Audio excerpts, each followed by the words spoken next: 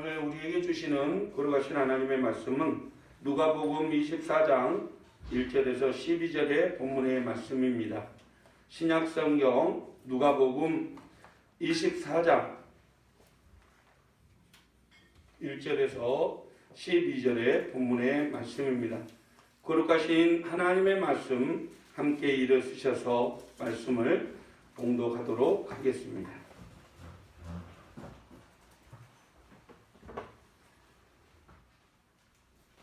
안식 후 첫날 새벽에 이 여자들이 그 준비한 향품을 가지고 무덤에 가서 돌이 무덤에서 불러 옮겨준 것을 보고 들어가니 주 예수의 시체가 보이지 아니하더라. 이로 인하여 근심할 때에 문득 찬란한 옷을 입은 두 사람이 곁에 섰는지라. 여자들이 들어와 얼굴을 땅에 대니 두 사람이 이르되 어찌하여 살아있는 자를 죽은 자 가운데서 찾느냐. 여기 계시지 않고 살아나셨느니라. 갈릴리에 계실 때에 너에게 어떻게 말씀하셨는지를 기억하라. 이르기를 인자가 죄인의 손에 넘겨져 십자가에 못 박히고 제3일에 다시 살아나리라 하셨느니라 한데 그들이 예수의 말씀을 기억하고 무덤에서 돌아가 이 모든 것을 열한 사도와 다른 모든 이에게 알리니 이 여자들은 막달라 마리아와 요한나와 야고보의 모친 마리아와 또 그들과 함께한 다른 여자들도 이것을 사도들에게 알리니라. 사도들은 그의 말이 허탄한 듯이 들려 믿지 아니하나 베드로는 일어나 무덤에 달려가서 구부려 들여다보니 세마포만 보이는지라 그된 일을 놀랍게 여기며 집으로 돌아가니라.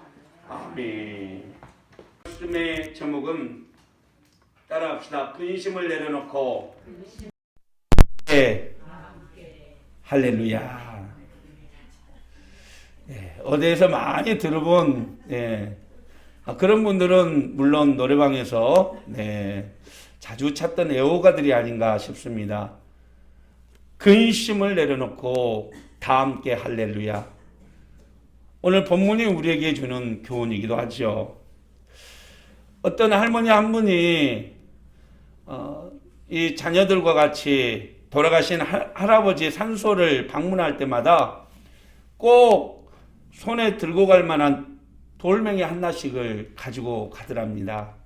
그리고 산소를 돌아보시더니 그 무덤 위에다가 돌을 하나 이렇게 올려놓고 오시는 거예요. 갈 때마다 그렇게 하시는 거예요. 그래서 손주들이 너무 이상해서 할머니 왜 할머니는 갈 때마다 돌을 하나씩 무덤 위에 올려놔요? 그랬더니 할머니가 피식 웃으면서 그러더랍니다. 저 영감이 죽으면서 나한테 그랬어. 나 죽고 혼자 사는 꼴 못 봐서 언젠가는 내가 간뚜껑 열고 나올 것이다. 그래서 내가 못 나가게 하려고 돌을 올려놔는 거야. 할머니가 삐식 웃고 내려가더랍니다. 여러분 잘 사시기 바랍니다. 죽는다고 다 끝이 아니죠. 어릴 때 저희 시골에서 자랐을 때 저희들은 놀 공간이 그렇게 마땅치가 않았습니다. 그런데 가장 놀기 좋은 곳이 어딘지 아십니까? 마을 옆 산에 있는 큰 선산이죠. 무덤 몇 개 있고 이렇게 살짝 골이 지어 있고 그래서 위에서 비료포대에다가 짚을 넣고 위에서 내려오면요 이 무덤 골골 따라서 이렇게 쫙 내려오는 기분이요 여러분 스카일러톤 이거 비교도 안 됩니다. 얼마나 신난지요. 물론 동네 어르신들은 혼을 내죠. 무덤이 손상된다고. 이야 이놈들아 우리 아버지 할아버지가 주무시고 계시는데 이놈들 어디에서 선산에 와가지고 노냐고 막 쫓아내기도 하셨죠. 그렇게 재밌게 신나게 뛰어놀던 이 선산인데요. 저녁에 꼭 아버님이 심부름을 시킵니다. 그러면 심부름을 갔다가 그 선산 옆을 지나가려고 치면요. 왜 그렇게 무서운지 몰라요. 그러다가 고양이라도 한 마리 튀어나오면요, 모든 걸 다 던져버리고 엄마야 하고 도망가게 되죠. 왜 그럴까요? 그곳이 바로 죽은 이들의 누워있는 무덤이기 때문에 그렇습니다. 아무리 아름답게 치장하고 화려하게 멋있게 나무를 심고 깎아도 그것은 죽은 이들이 누워있는 곳이죠. 그래서 오래 머물고 싶어하는 사람들이 아무도 없다는 것입니다. 여러분, 이것이 죽음이 가져다주는 의미 아니겠습니까? 죽음은 모든 것들의 단절을 의미하고 또 영원한 이별을 의미하는 것이죠. 그래서 이 땅에 그 누구도 죽음을 좋아하지 않을 뿐더러 죽음에 관계된 화장터나 공동묘지에 대해서 혐오시설이라고 부르기도 한답니다. 그래서 사람들은 관뚜껑 덮이면 인생 끝이다 라고 말을 하죠. 하지만 이런 죽음에 대해 두려워하지 않는 이들이 있습니다. 그러죠. 예수님을 믿는 그리스도인들입니다. 그리스도인들은 왜 죽음을 두려워하지 않을까요? 그것은 그리스도인들은 관뚜껑을 닫힌 후를 보고 살아가는 사람들이기 때문입니다. 믿습니까? 세상 사람들은 관뚜껑이 닫히면 끝인데 그리스도인들은 관뚜껑이 닫힌 이후의 삶을 바라보고 살아가는 사람들이죠. 죽음 이후에 영원한 하나님의 나라가 준비가 되어 있고 또 예수님이 부활하셨으니 우리도 약속대로 부활할 것을 믿고 있기 때문에 결코 죽음도 두렵지 않고 당당하게 죽음에 맞서 살아갈 수 있게 되는 것입니다. 할렐루야.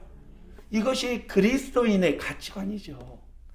오늘 바울사도는 고린도전서 15장 19절에 이렇게 우리에게 말하고 있습니다. 만일 그리스도 안에서 우리가 바라는 것이 다만 이 세상의 삶뿐이면 모든 사람 가운데 우리가 더욱 불쌍한 자라. 그러나 이제 그리스도께서 죽은 자 가운데서 다시 살아나사 잠자는 자들의 첫 열매가 되셨도다. 사망이 한 사람으로 말미암아 죽은 자들의 부활도 한 사람으로 말미암는도다. 아담 안에서 모든 사람이 죽은 것 같이 그리스도 안에서 모든 사람이 삶을 얻으리라. 할렐루야. 그리스도의 부활이 생명을 상징한다면 아담의 범죄는 죽음을 상징하는 것이죠. 아담 안에서 모든 인류는 다 죽었습니다. 그러나 마지막 아담이신 예수님께서는 모든 인류를 대표하는 한 사람으로 살아나신 것이죠. 다시 말해서 예수님은 한 개인으로 부활하신 것이 아니라 온 인류를 대표하는 한 사람으로 부활하신 것입니다.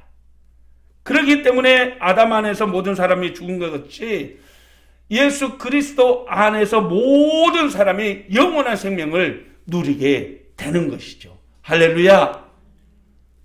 그렇습니다. 죽음을 이기시고 다시 살아나신 예수님의 부활은 기독교 교리의 핵심 요소이지요. 그래서 미국의 개혁주의 신학자인 스프로올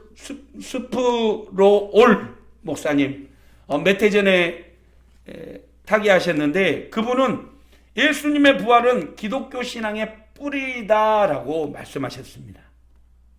세상을 이기는 힘, 환난을 극복해낼 수 있는 용기, 그 모든 비결이 바로 예수 그리스도의 부활에 있다라고 말씀하신 것이죠. 그렇습니다. 부활은 우리의 소망이요, 우리의 능력이요, 우리에게 한없는 축복인 것입니다.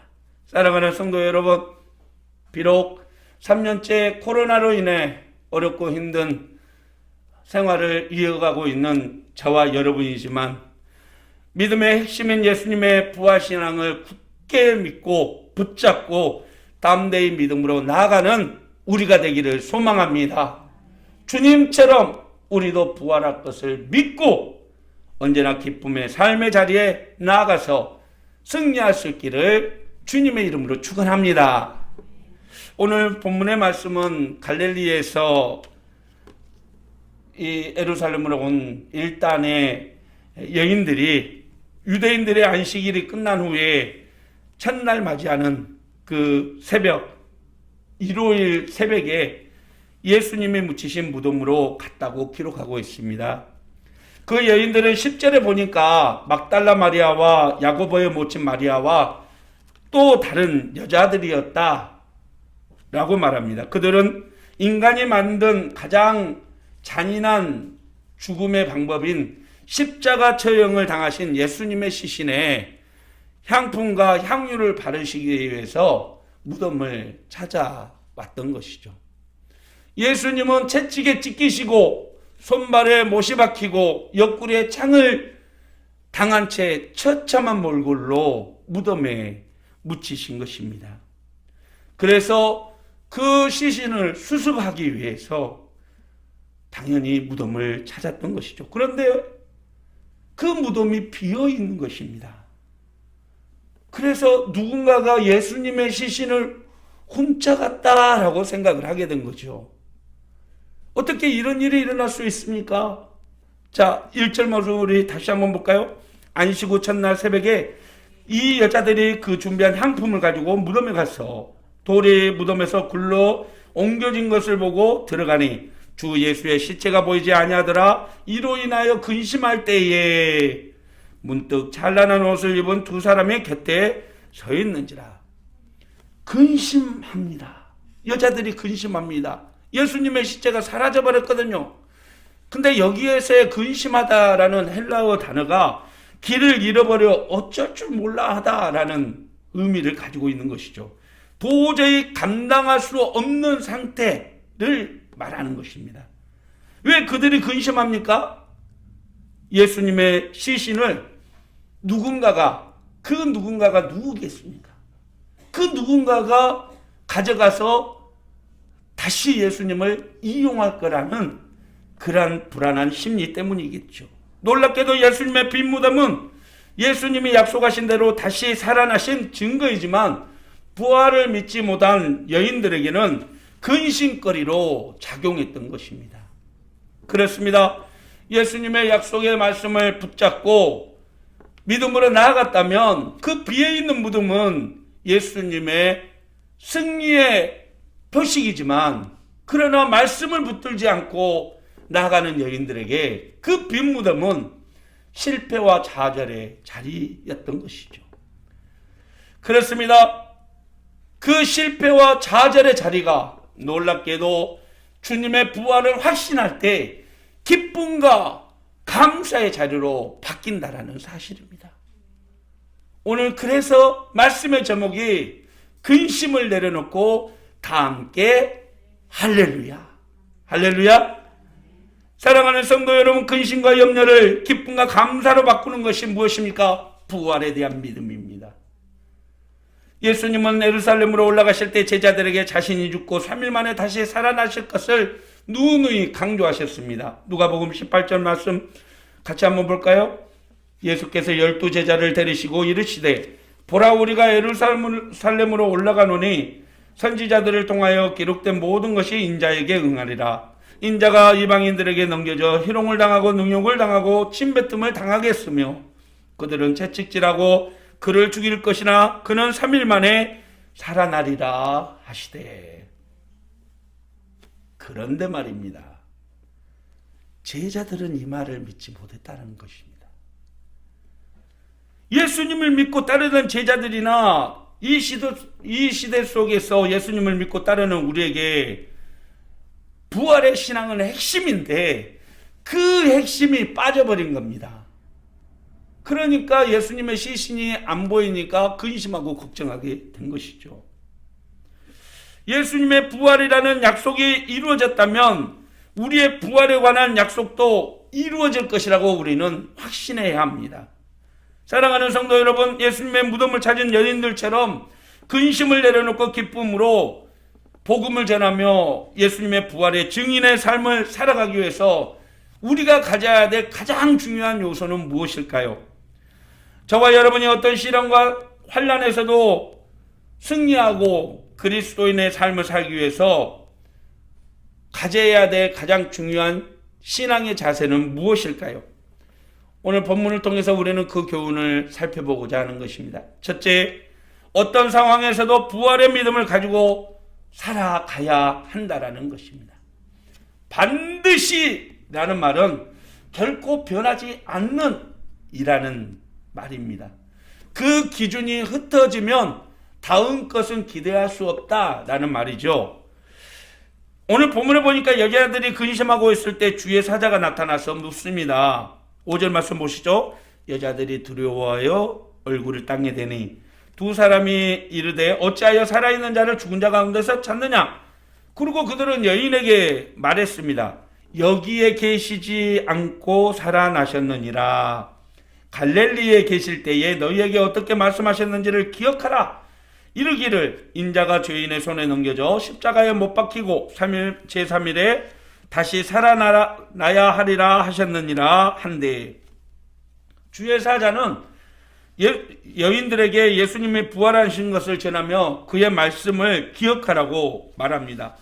여기에서 다시 살아나리라 라는 말은 부활을 의미하죠. 예수님이 약속하신 부활을 뜻하는 말입니다. 주의 사자는 예수님이 자신이 반드시 부활하실 것을 말씀하셨다라고 얘기합니다. 그런데 제자들과 예수님을 따르던 여인들은 그 약속의 말씀을 믿지 못한 것이죠. 문제는 이것입니다. 반드시 믿으면 그 다음은 따라오죠. 그런데 이것을 반드시를 못 믿으면 결국 그 다음은 없다라는 얘기입니다. 그렇습니다. 똑같은 환경에서도 부활의 믿음이 없는 사람에게는 빈 무덤은 두려움과 근심의 대상 아닙니까? 그러나 부활의 믿음을 가진 사람에게는 주님의 부활이 이루어진 놀라운 광경이 되는 것이죠. 언제나 어떤 상황에서든지 부활의 믿음을 안고 살아가는 저와 여러분이 되시기를 주님의 이름으로 축원합니다. 주님은 살아계시고 여전히 우리와 함께 하신다. 빈 무덤은 주님의 부활을 상징한다. 이 확고한 믿음으로 살아가는 저와 여러분이 되시기를 바랍니다. 미국의 어느 감리교회에서 있었던 일이라고 합니다. 전통적으로 이 부활주일에는 목회자와 성도들이 서로 평안을 인사를 나누게 되죠. 목사님이 그리스도께서 부활하셨습니다 라고 얘기하면 성도들은 그렇게 답을 합니다. 그분이 참으로 부활하셨습니다. 이렇게 이제 목회자하고 성도들하고 인사를 해야 되는데, 목사님이 그날 힘있게 설교를 하고 부활의 확신에 대해서 얘기를 하셨는가 봐요. 그리고 묻습니다. 그리스도께서 부활하셨습니다. 그랬더니 저 뒤에 앉아 계시던 어르신 한 분이 예, 참으로 부활하셨습니다. 이렇게 인사해야 되는데 Yes, sir! Pastor, yes, sir! 이렇게 대답을 하더라는 겁니다. 그만큼 부활에 대한 확신을 가졌다라는 것이죠. 사랑하는 성도 여러분, 저와 여러분에게도 이 같은 부활의 확신이 가득 차기를 소망합니다. 어떤 환경에서도 부활하신 주님을 믿고 의지하며 주님의 나라를 꿈꾸며 나아가는 진정한 그리스도인이 되시기를 바랍니다. 부활주일은 계란 삶아서 나눠 먹고 서로 평안을 인사하는 그런 날이 아닙니다. 누구도 이길 수 없는 죽음을 이기시고 부활하신 예수 그리스도의 부활을 기뻐하며 그 믿음을 붙잡고 살아가기로 결단하는 날이기도 하는 것입니다. 사랑하는 성도 여러분, 부활신앙을 굳게 붙잡고 믿음으로 나아가는 우리가 되기를 주님의 이름으로 축원합니다. 살아계신 주 나의 참된 소망, 걱정 근심 전혀 없네. 사랑의 주 내 갈 길 인도하니 내 삶의 모든 기쁨 늘 충만하네. 할렐루야. 두 번째, 영생의 소망을 안고 살아가야 된다는 것이죠. 어느 날 하루살이와 메뚜기가 만나서 신나게 놀았다고 합니다. 저녁이 다가오자 메뚜기가 하루살이에게 말했다죠. 야, 하루살이, 우리 너무 늦었으니까 내일 만나서 또 재밌게 놀자. 잘 가라. 그런데 하루살이는 도대체 내일이 뭔지를 모르는 거예요. 내일이 뭔데? 저녁이 지나고 새벽이 오고 아침에 해가 뜨면 그게 내일이야. 그게 뭔데? 하루살이와 헤어진 메뚜기가 이제 개구리하고 또 신나게 놀았다고 합니다. 개구리와 만나고 신나게 노는데 개구리가 이제 저녁이 되니까 야 메뚜기, 날이 쌀쌀해진 거 보니까 이제 겨울이 온 것 같다. 우리 내년에 만나서 좀 재밌게 놀자. 근데 메뚜기는 내년이란 것을 만나본 적이 없어요. 야 개구리, 내년이 뭐냐? 날이 추워지고 눈 내리고 그러다가 살살 녹기 시작하고 햇살이 내려지면 그때가 봄이야? 그게 뭔데? 그 겨울 지나고 오는 게 봄이야. 그게 뭔데? 전혀 말을 못 알아듣는 것이죠. 사실 대부분의 사람들은 죽음이 삶의 끝이다라고 생각을 합니다. 그래서 죽음 이후에 영생이 있다라고 말을 해도 영생이 뭔데? 그게 뭔데? 라고 말을 하게 되죠. 그러나 우리 주님은 분명히 말씀하셨습니다. 하나님의 세상을 이처럼 사랑하사 독생자를 주셨으니 이는 그를 믿는 자마다 멸망하지 않고 영생을 얻게 하려 하심이라. 할렐루야. 우리 다시 한 번 더 볼까요? 하나님이 이처럼 세상을 사랑하사 독생자를 주셨으니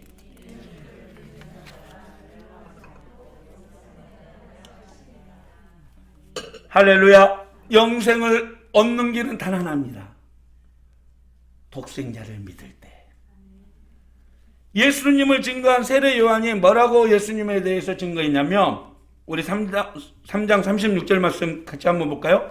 아들을 믿는 사람에게는 영생이 있다. 그러나 아들에게 순종하지 않는 사람은 생명을 보지 못하고 도리어 하나님의 진노를 받게 된다. 우리말 성경에 나와 있는 표현입니다. 영생을 가지고 있다. 영생이 있다라는 말은 영생을 그 속에 가지고 있다, 지니고 있다라는 뜻이에요. 생명을 보지 못한다는 말은 영벌에 처해진다라는 뜻입니다. 그렇습니다. 하나님이 예수님을 이 땅에 보내심으로 그를 믿는 사람은 영생을 소유하게 되지만 그를 거부하는 사람은 영원한 벌에 처해진다라는 뜻이죠. 할렐루야. 믿습니까? 이게 복음이고 이게 진리입니다.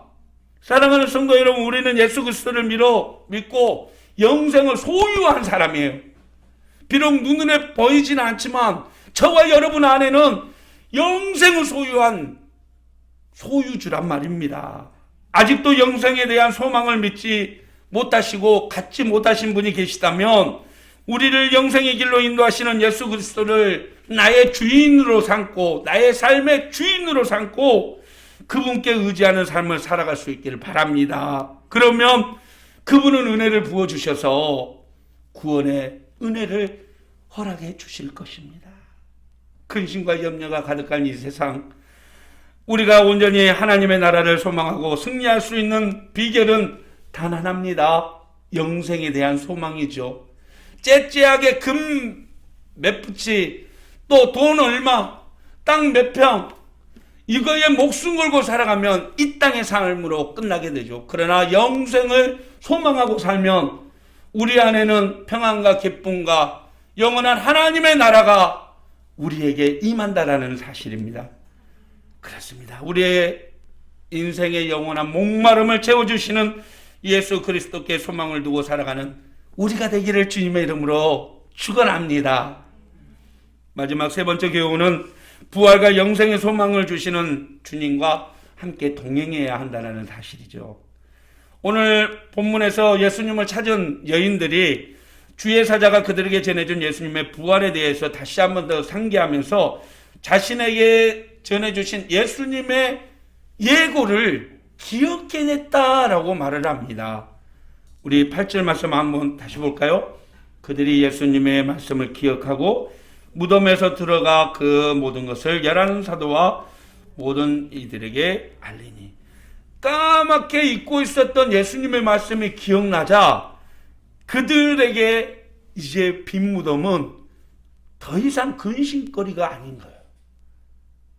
그들에게 빈 무덤은 놀라운 주님의 부활의 증거가 된 것이죠.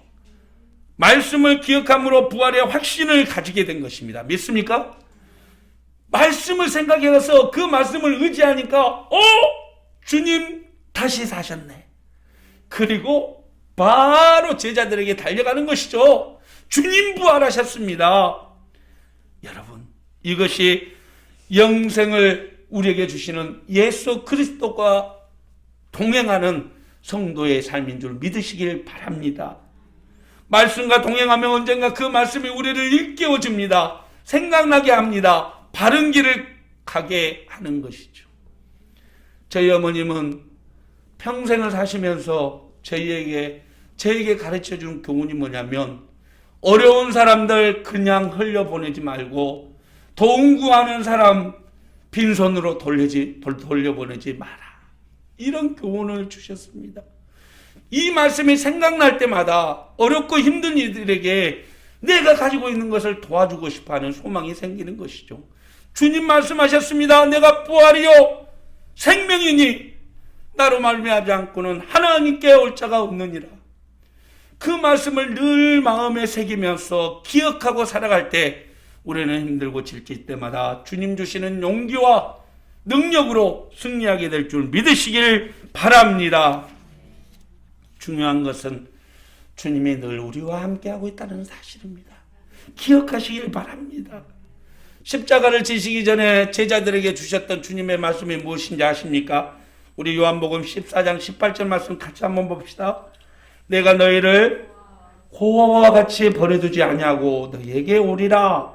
조금 있으면 세상은 다시 나를 보지 못할 것이로되 너희는 나를 보리니 이는 내가 살아있고 너희도 살아있겠습니다. 이것이 주님의 약속의 말씀이요, 주님은 그 약속을 반드시 지키는 분임을 믿으시길 바랍니다. 사랑하는 성도 여러분, 부활신앙은 단지 예수님이 역사적으로 분명히 부활하셨음을 믿는 것이 아닙니다. 그것이 부활신앙이 아니라 부활하신 예수님이 자기 안에 계신 것을 확신하는 것이 부활신앙이죠. 내 안에 주님 계신다? 주님은 살아계셔서 내 안에 영원히 함께 하신다? 그래서 부활신앙을 가지면 먼저 사랑하고 용서하고 에이 그것쯤이야. 그래 알았어 용서해 줄게. 이런 넉넉한 마음을 가지게 된다는 것이죠. 사랑하고 섬기고 베풀고 나누고 불쌍한 사람들 보면 애통해 하는 마음을 가지는 것, 이것이 주님이 내 안에 살아있기 때문에 가능하다라는 말입니다. 오늘 아침 지방에 있는 친구 장로님이 전화를 하셨습니다. 정 목사님, 오늘 부활절 아침에 새벽 예배 마치고 나왔는데 마음이 막 이렇게 뜨겁네. 왜 그래요? 아니 정 목사님이 저번에 우크라이나 난민들 도와줬잖아. 저렇게 작은 교회도 우크라이나 난민들을 위해서 몇 번씩이나 도와주는데 내가 괜히 마음이 그냥 뜨겁더라고. 우리 어떻게 하면 도와줄 수 있을까? 그런데 100만 원을 보낸대요. 그래, 지금 이 시간도 애통해하고 그 비밀에 나는 전쟁터에서 먹을 거 없어서 수도가 단절되고 빵 한 조각 먹으려고 그렇게 아이들이 초롱초롱 지켜보는 그 우크라이나 땅을 바라보며 기도해주고 그들을 도와줬어. 그것이 부활의 증인인 우리의 삶이 거네. 그렇게 대화를 마치고 났더니요, 제 눈에서 눈물이 흘러내리는 거예요. 주님 감사합니다.